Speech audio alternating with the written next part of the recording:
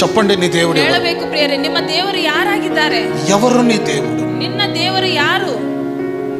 ఆలోచించండి, ಆಲೋಚನೆ ಮಾಡಿರಿ. మన దేవుడు అధికారం కలిగిన వాడు. ప్రతి ఒక్క అధికారమును ఆయన రన్ చేయగలడు, నడిపించగలడు. ಪ್ರತಿಯೊಂದು ಅಧಿಕಾರವನ್ನು ಆತನು ನಡೆಸುವವನಾಗಿದ್ದಾನೆ.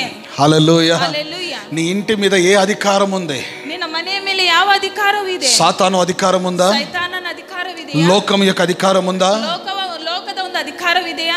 పాపం అనే అధికారం ఉందా? ಪಾಪವೆಂಬ ಅಧಿಕಾರವಿದೆಯಾ?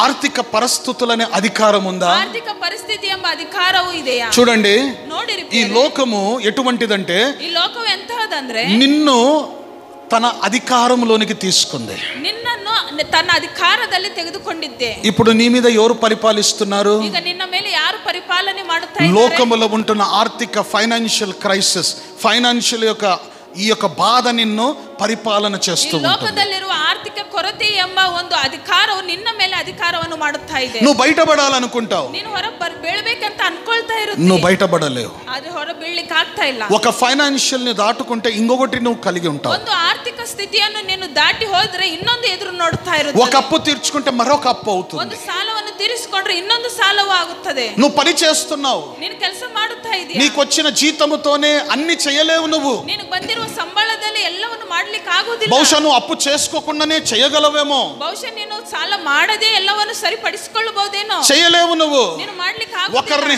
అడగకుండా, ఒకరి సహాయం లేకుండా నువ్వు చేయలేవు. ಒಬ್ಬರ ಸಹಾಯ ಕೇಳದೆ ಏನು ಮಾಡ್ಲಿಕ್ಕೆ ಆಗುವುದಿಲ್ಲ. ఎందుకు నువ్వు ఒకరిని సాయం అడుగుతున్నావు?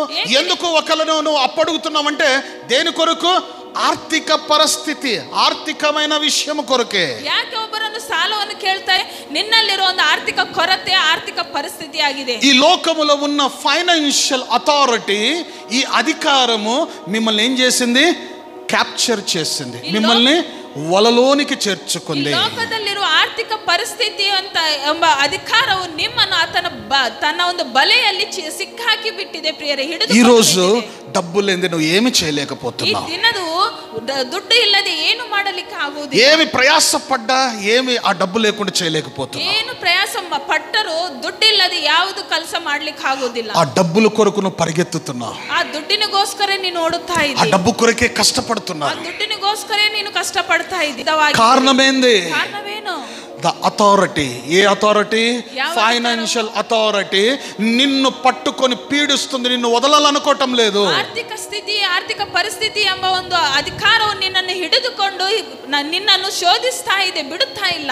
ఇన్ని సంవత్సరాలు నేను పోరాడుతున్నాను బయటపడడానికి, అయినా అది నా మీద అధికారం చలాయిస్తూ ఉంది. ಇಷ್ಟು ವರ್ಷಗಳಿಂದ ನಾನು ಹೋರಾಡುತ್ತಾ ಇದ್ದೇನೆ, ನಾನು ಹೊರ ಬರಬೇಕೆಂಬುದಾಗಿ, ಆದರೂ ಸಹ ಅದು ನನ್ನ ಮೇಲೆ ಅಧಿಕಾರವನ್ನು ಚಲಿಸ್ತಾ ఇది నీ మీద మాత్రమే కాదు, ಇದು నిನ್ನ ಮೇಲೆ ಅಷ್ಟೇ ಅಲ್ಲ. దేవుడు నమ్మినోడు కావచ్చు, నమ్మనోడు కావచ్చు, అందరి మీద ఈ లోకములో ఉన్న ఫైనాన్షియల్ ఒక అథారిటీ రూల్ చేస్తుంది. ನಿನ್ನಲ್ಲಿ ನನ್ನಲ್ಲಿ ಅಷ್ಟೇ ಅಲ್ಲ, ದೇವರನ್ನು ನಂಬಿದವರೇ ಆಗಿರಲಿ, ನಂಬದೇ ಇದ್ದವರೇ ಆಗಿರಲಿ, ಎಲ್ಲರ ಮೇಲೆ, ಈ ಲೋಕದಲ್ಲಿರೋ ಎಲ್ಲರ ಮೇಲೆ ಒಂದು ಆರ್ಥಿಕ ಸ್ಥಿತಿ ಎಂಬುದು ಒಂದು ಅಧಿಕಾರವನ್ನು ಚಲಿಸ್ತಾ. ఈ లోకములో చాలా మంది కరోడ్పతీస్ ఉన్నారండి. ಈ ಲೋಕದಲ್ಲಿ ತುಂಬಾ ಜನರು ಕೋಟೀಶ್ವರರಿದ್ದಾರೆ.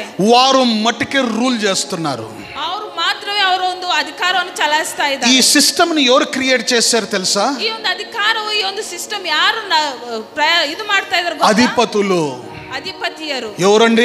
ಯಾರು ಪ್ರಿಯರೇ? అనిల్ అంబానీ కావచ్చు, ಅನಿಲ್ ಅಂಬಾನಿ ಆಗಿರಬಹುದು, అదాని కావచ్చు, ಅದಾನಿ ಆಗಿರಬಹುದು, ఇట పెద్ద పెద్ద టాటా బిర్లా కావచ్చు. ಟಾಟಾ ಬಿರ್ಲಾನೇ ಆಗಿರಬಹುದು. వీళ్ళందరూ ಎಲ್ಲರೂ ఒక భారతదేశం యొక్క ఫైనాన్షియల్ సిస్టమును వారి గుప్పెట్లో పెట్టుకున్నారట. ಭಾರತ ದೇಶದ ಆರ್ಥಿಕ ಸ್ಥಿತಿಯನ್ನು ತಮ್ಮ ಒಂದು ಹಸ್ತದಲ್ಲಿಟ್ಟುಕೊಂಡು ಬಿಟ್ಟಿದ್ದಾರೆ. ఈ రోజు చిన్నవాడు నుండి మొదలుకొని పెద్దవాడి వరకు వాని చేతి కిందనే బ్రతుకుతున్నారు. ಈ ದಿನವು ಚಿಕ್ಕವನಿಂದ ಹಿಡಿದು ದೊಡ್ಡವರವರೆಗೂ ಸಹ ಆತನ ಹಸ್ತದ ಕೆಳಗಡೆ ಜೀವಿಸ್ತಾ ಇದ್ದಾರೆ. వారి బిజినెస్ సిస్టమ్ చూసారు ఎలాగుంటుందంటే, ಬಿಸಿನೆಸ್ ಸಿಸ್ಟಮ್ ಅನ್ನು ನೀವು ನೋಡಿದ್ರ ಪ್ರಿಯರೇ, నువ్వు అప్పైన చేసి అది కొనాలి, ఆ రీతిగా నిన్ను క్రియేట్ చేశారు. ನೀನು ಸಾಲವಾದರೂ ಅರ್ಥ ಮಾಡಿ చేసుకో. ಅದನ್ನು ನೀನು ಕೊಂಡುಕೊಳ್ಳಬೇಕು, ಆ ರೀತಿಯಾಗಿ ಅವರು ಕ್ರಿಯೇಟ್ ಮಾಡಿಟ್ಟಿದ್ದಾರೆ.